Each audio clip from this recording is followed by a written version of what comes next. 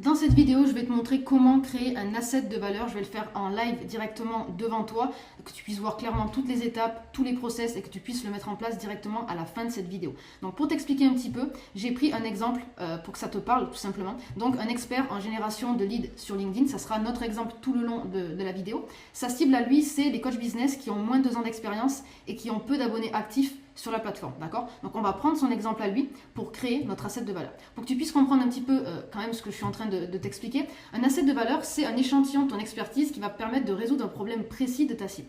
Et l'objectif, c'est que ça soit maltraité par un de tes concurrents, soit peu traité et que toi, du coup, tu puisses donner le maximum de valeur dessus. Ça peut être un outil, un process, un plan d'action, un template ou une analyse.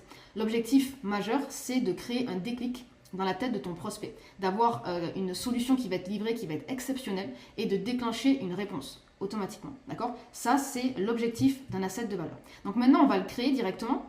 Pour vous expliquer un petit peu comment ça se passe, première chose, il va falloir définir la problématique majeure de la cible du coup de cet expert LinkedIn, d'accord? Sa problématique majeure, c'est qu'elle n'arrive pas à générer des leads qualifiés sur LinkedIn. Ok, ça, c'est la grosse problématique. À ça, il y a des sous-problématiques qui arrivent directement et c'est celle-ci qui nous intéresse. La première, ça peut être par exemple que les gens qui voient leur contenu ne sont pas dans la cible, que quand ils parlent de leur offre, personne ne les comprend, qu'ils n'arrivent pas à écrire pour attirer les bonnes personnes, que leur profil LinkedIn n'est pas, on va dire, optimisé pour convertir, qu'ils n'arrivent pas à envoyer de messages parce qu'ils pensent qu'ils vont être intrusifs, ils ont des vues, des likes, mais aucun call réservé, donc pas vraiment de conversion, et ils postent régulièrement, mais il n'y a aucun message qui est de qualité, qui est qualifié. Donc là, on a les différentes, on va dire les différentes problématiques. Celle qui me paraît la plus pertinente, ça va être celle-ci, le fait des posts, parce que ça va nous permettre vraiment d'amener énormément de valeur, d'accord? Donc c'est celle-ci qu'on va choisir parce que c'est la plus simple à régler rapidement et c'est celle surtout qui va montrer notre expertise énormément. Donc on va prendre ce choix de posts, ok? Donc ok, il n'arrive pas à, on va dire, ces posts n'amènent pas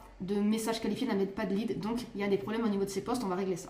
La solution. Donc l'objectif, c'est d'arriver à trouver une solution exceptionnelle, ok, à cette problématique qu'a la cible. Pour vous expliquer un petit peu comment ça se passe au niveau des solutions, il va falloir vous poser des questions pour trouver la bonne solution. Pour vous montrer comment ça fonctionne, en fait, c'est que vos concurrents, actuellement, ils demandent, c'est-à-dire qu'ils demandent de l'attention, ils demandent des réponses, de l'écoute, de la compréhension, de la confiance, ils demandent des appels, ils demandent, d'accord? Vous allez donner une solution.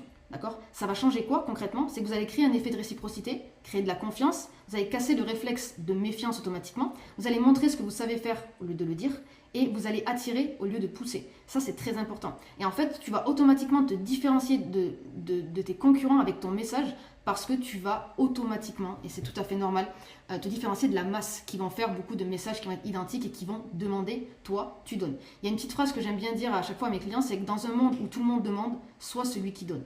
D'accord? Et directement, tu vas te différencier et en plus, tu vas apporter énormément de valeur à ta cible. Donc, j'ai envie de te dire, c'est un combo gagnant. Donc, pour revenir à notre solution, il va falloir se poser des questions pour pouvoir répondre, en fait, tout simplement à cette problématique, on en revient, qui est de fait de poster, mais de ne pas avoir de retour par rapport à ces posts.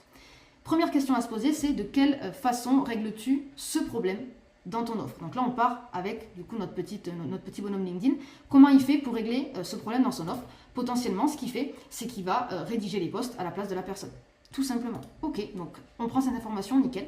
De quelle façon tes concurrents règlent ce problème gratuitement? Les concurrents, potentiellement, ce qu'ils peuvent faire, c'est donner des indications, faire un petit audit des posts. Ah, tu devrais peut-être ajouter ça, tu devrais peut-être tourner le post de cette façon. Ils vont un petit peu faire un petit audit en fait du post, tout simplement. Donc, ok, on prend. De quelle façon tes concurrents règlent ce problème en étant rémunérés, potentiellement de la même manière que toi, d'accord? Donc, ils vont rédiger les posts à la place de la personne ou ils vont fournir un espace formation en expliquant exactement comment il faut faire pour rédiger un bon post. Super. Si tes prospects te payaient 5K pour résoudre ce problème, qu'est-ce que tu ferais? Potentiellement, en fait, tu lui referais entièrement tous ces posts à la perfection. C'est-à-dire que tu passerais un temps dingue pour qu'ils aient des posts juste exceptionnels, avec des CTA exceptionnels, avec des hooks exceptionnels, et tu donnerais tout ce que tu as pour que le post, chaque post, soit un élément de valeur exceptionnel. Okay? Et comment réglerais-tu, entre guillemets, ce problème gratuitement, mais en donnant la même valeur que si tu le facturais? Mais pour moi, ici, la meilleure manière de le faire concrètement, ça serait de rédiger ces posts, certains de ces posts, donc pas tous comme on pourrait faire si nous payait 5K, rédiger par exemple 3 de ces posts pour les rendre juste incroyables, avec un hook qui serait parfait pour LinkedIn, avec un corps de post qui serait incroyable, un CTA incroyable, lui montrer où est-ce qu'il pourrait amener son prospect avec le CTA, par exemple vers un school gratuit, vers une vidéo YouTube, vers de la valeur, etc. Lui montrer ça, ça serait quelque chose qui pourrait être vraiment, en termes de valeur, exceptionnel pour lui, vu qu'il n'arrive pas à avoir des posts qui lui permettent tout simplement d'avoir ce côté, on va dire, conversion, lui créer des posts gratuitement, les 3 premiers posts par exemple, lui créer gratuitement avec une structure parfaite. En termes de valeur, je trouve qu'on est pas mal. Donc la solution, ça pourrait tout simplement être ça. Ça pourrait être du coup, concrètement, on pourrait dire, je crée des posts, donc on va dire même 3. Je crée, hop, 3 posts entiers pour ma cible, imaginons. Hop. Donc là, on inclut à l'intérieur bien sûr le hook, on inclut automatiquement le corps, hop, le corps, et on va inclure aussi le CTA. D'accord? Donc ça va être notre solution. Ce qu'il faut regarder à ce niveau, c'est, pour la plupart d'entre vous, il y en a plein qui vont vous dire, ouais mais si je fais ça, en fait, je fais mon travail que je fais payer, donc je ne comprends pas, je vais donner trop de valeur, et donc automatiquement, la personne, elle voudra plus de moi, elle aura déjà tout ce qu'il faut, elle aura plus qu'à reproduire ce que j'ai fait. Ça, c'est un point très intéressant parce que c'est des points que je revois tout le temps avec mes clients. Si je donne trop, on va plus avoir besoin de moi, ou si je donne tout gratuitement, j'ai plus rien à leur faire payer, ils vont déjà pouvoir faire tout seul. Ce qu'il faut comprendre, c'est que les gens n'achètent pas l'information, d'accord, mais le résultat, la transformation. Là, tu vas leur donner, imaginons, 3 posts, d'accord. Cet expert LinkedIn va donner 3 posts. Ça ne veut absolument pas dire que la personne sera capable de les reproduire sur les autres posts, ça ne sera même pas du tout le cas. Mais par contre, ça va l'intriguer en se disant, ok, il a réussi à me faire ça, c'était gratuit, si je paye, ça va être juste exceptionnel. Et c'est l'objectif, en fait. Parce que c'est pas parce qu'on va lui faire ces 3 posts que les prochains seront exceptionnels et qu'elle va réussir à reprendre exactement toute la structure. On ne lui a pas expliqué réellement comment on a fait pour l'instant. On lui a juste fait. On lui a donné quelque chose d'exceptionnel. On ne lui a pas dit exactement comment on l'avait fait. Ça va être très dur pour cette personne, en fait, derrière, de pouvoir le refaire. Et c'est l'objectif même, en fait, d'un asset de valeur. C'est, pour vous expliquer, je vais vous montrer, hop, le petit carré ici, hop. En gros, c'est, tu résous un problème A, d'accord? Donc là, c'est les posts, rédaction de posts. Ça crée un nouveau problème B. Comment je peux faire pour faire la même chose, en fait, à la suite? Comment je peux faire pour que mes posts soient exactement de la même qualité que celui-ci? Et là, bien sûr, c'est l'offre qui répond à ce problème B. Et c'est exactement ce qu'on vient de créer. Donc ça fonctionne. D'accord? Là, on ne lui a pas tout donné, on lui a donné tout sur une partie, tout simplement. Et ça fonctionne excessivement bien. Donc ensuite, là, on a notre idée. Donc je crée 3 posts entiers, etc. On a notre idée. Maintenant, il va falloir qu'on voit une petite chose, c'est la mise en place. Donc la mise en place, c'est quoi? C'est OK, on a l'idée. Maintenant, il faut arriver à la mettre, on va dire, sur pied, cette idée. Donc il faut définir le format. Quel format serait intéressant pour cette idée? Vu que l'objectif, c'est de rédiger des posts, un format simple PDF suffirait amplement, d'accord?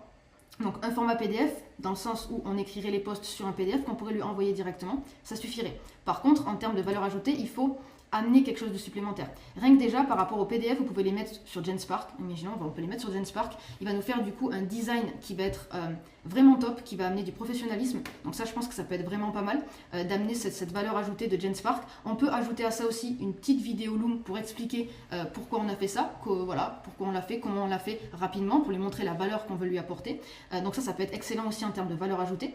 Et le templatiser, donc en gros, faire des templates de ça. L'objectif, c'est que vu que ça va être personnalisé, il faut absolument que vous n'y passiez pas 2 heures pour chaque personne, sinon c'est pas du tout rentable. L'objectif clairement, c'est que vous puissiez avoir un template, c'est-à-dire vraiment le document que vous allez envoyer, qui est que, entre de grands guillemets, des cases à, on va dire, à remplir, du moins que la structure soit faite. Vous, par exemple, cet expert LinkedIn, c'est parfaitement rédiger un post, il n'y a pas de souci à ce niveau. Donc dans ce cas-là, il faut juste avoir des templates pour n'avoir qu'à, on va dire, refaire les posts et vous allez gagner du temps. Parce que ne faut pas en perdre à ce niveau, il faut gagner du temps. Il faut envoyer de la valeur et gagner du temps. Il faut en fait que, en termes de valeur par seconde, d'accord, ça soit exceptionnel. Le but, c'est pas que la personne ait une vidéo, imaginons ici, qui dure 10 minutes pour lui expliquer ce que vous avez fait.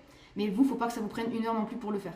Parce que s'il n'y a pas de retour, ça sera 1 heure de perdu. Donc il faut que ça vous prenne maximum 15 minutes. D'accord? Mais là, l'idée qu'on a, elle est bonne. C'est-à-dire PDF, on met sur GenSpark pour avoir quelque chose de, on va dire, de plus professionnel. On ajoute à ça une vidéo Loom ou Tela, peu importe, pour expliquer ce qu'on a fait et renvoyer, bien sûr, vers un appel par exemple. Donc un petit CTA à la fin. N'hésite pas à me donner ton avis. Si tu as besoin de plus d'informations, reviens vers moi, tout simplement. Et faire des templates de manière à ce que ça soit simple pour vous de pouvoir le refaire, tout simplement. Donc quand on a fait ça, maintenant, il va falloir valider cette solution pour voir si elle est OK, cette solution. Pour ça, il y a différents critères à respecter. Il faut que ça n'existe nulle part ailleurs gratuitement. Donc si ça existe, il faut trouver un moyen de se différencier. Ensuite, que ça résout un problème bien précis. Donc là, on est bon. Que tu pourrais le facturer, et c'est le cas. Que ça puisse être appliqué immédiatement, c'est-à-dire que la personne, elle va recevoir ça. Est-ce qu'elle peut directement, limite, faire un copier-coller? Oui, elle peut le faire. Donc là, on est validé. Montrer ta méthode et ton expertise, c'est le cas. Ça va montrer à quel point tu es bon. Tu as réussi à refaire 3 posts qui sont exceptionnels. Ça montre directement ton expertise.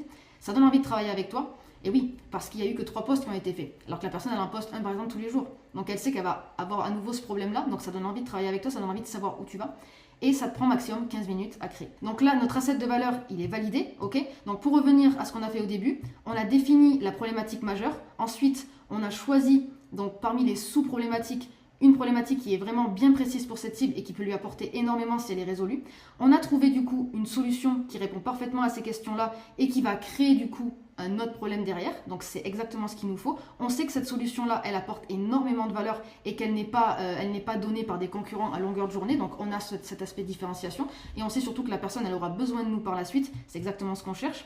On a vu en termes de mise en place, on a validé le format, validé la valeur ajoutée et le template. Donc ça aussi, c'est nickel.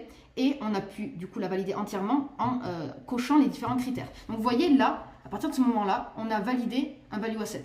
L'objectif ici de cette vidéo, c'est vraiment de vous montrer à quel point il faut être précis sur ce qu'on fait, mais qu'il faut aussi avoir une certaine réflexion par rapport à sa cible. C'est-à-dire que pour vous aider, ce que je vous conseille clairement, c'est d'avoir un document complet sur votre cible, que ce soit extrêmement précis et que vous sachiez exactement pourquoi vous amenez la solution que vous allez amener.